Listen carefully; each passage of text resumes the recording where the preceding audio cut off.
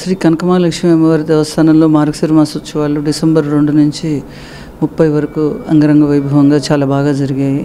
భక్తులు పెద్ద సంఖ్యలో వచ్చేసి అమ్మవారి దర్శనం చేసుకుని ఆశీస్సులు తీసుకున్నారు. కోఆర్డినేషన్ కమిటీ చైర్మన్ గారు, కలెక్టర్ గారు, జిల్లా కలెక్టర్ గారు, commissioner of police law and order, మన ఎమ్మెల్యే గారు వంశీకృష్ణ గారు, తదితర ఎమ్మెల్యేలు, వీరందరూ ముఖ్యంగా వేరే ప్రెస్ అండ్ మీడియా వారి సహాయ సహకారాలతో ఉత్సవాలు చాలా బాగా నిర్విఘ్నంగా నిర్వహించడం జరిగింది. భక్తుల వైపు నుంచి కూడా చాలా సంతృప్తి వ్యక్తం చేశారనేది తెలిసింది. సహకరించిన అన్ని డిపార్ట్మెంట్స్ వారికి, ముఖ్యంగా మా media and printing media and press media వారికి మా కృతజ్ఞతలండి. బాగా 1 month చాలా బాగా సహకరించారు. ఎప్పటికప్పుడు మేము చేస్తున్న కార్యక్రమాలు ప్రజల్లోకి తీసుకెళ్లారు.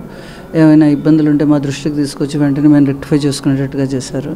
అందరికీ చాలా చాలా థ్యాంక్స్ అండి. భక్తులందరికీ కూడా మా కృతజ్ఞతలు, మా అభినందనలు అండి. ఈ సంవత్సరం మా ఆదాయం 5,32,00,000 అండి. కిందటి సంవత్సరం 4,86,00,000 వచ్చాయి.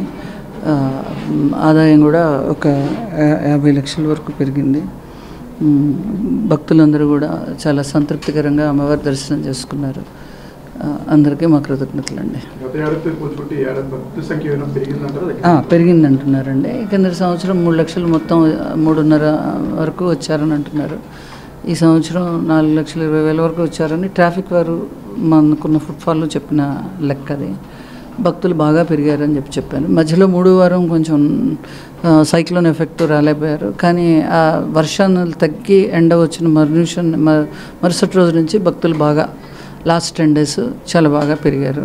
దర్శనం బాగా జరిగిందండి. ఈ మార్గశిర మాసంలో ఎటువంటి లోటుపాటు లేకుండా భక్తులందరికీ చక్కగా దర్శనం చేయించిన మీకు, మీ సిబ్బందికి వైజాగ్ విజన్ ఛానల్ తరఫున అభినందనలు. చాలా చాలా థ్యాంక్స్ అండి. మీ మీడియా వారు బాగా కవరేజ్ చేశారు. మేము చేస్తున్న ఏర్పాట్లు భక్తుల్లోకి తీసుకెళ్లారు. దర్శనం బాగా చేయిస్తున్నారు. అన్నీ బాగా జరుగుతున్నాయని దానికి ముందర మీకు, మీ పత్రికా మిత్రులకు అందరికీ మా థ్యాంక్స్ అండి, కృతజ్ఞతలు.